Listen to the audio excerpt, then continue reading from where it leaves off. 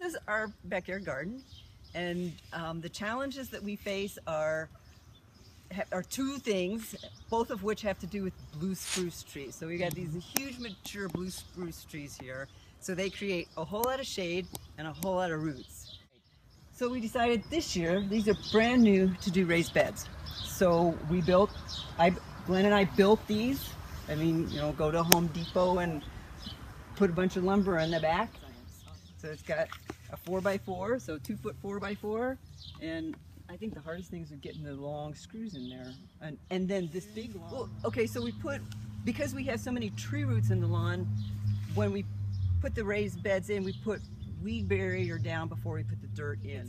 It's a fabric, and it's porous, so water can go through. And so like.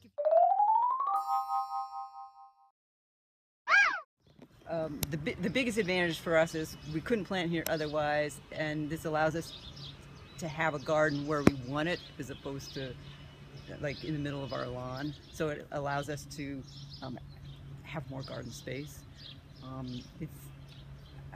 I like, there's something about how it defines the space, like here's the garden and here's not, so it's easier to weed. Our other garden up there, we were always tromping through it, and so, you know, didn't really have a defined path. And so it's fabulous about garden beds is you don't step on that soil, because compacting soil is how you kill all the microorganisms, the billions that live in there.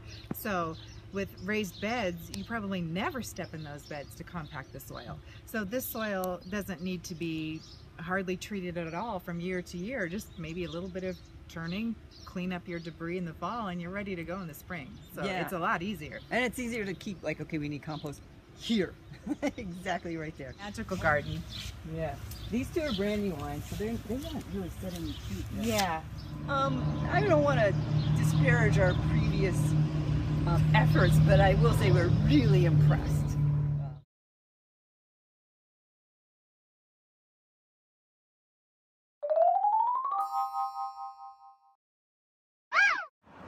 So a couple of years ago, we started grapevines out here from little clippings from our neighbor, and plunked them in the ground, and then here they are. We had a couple of grapes. So we make grape juice and raisins.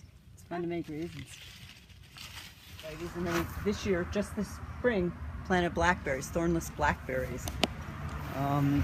In part, again, because something needed to go there, and it might as well be edible.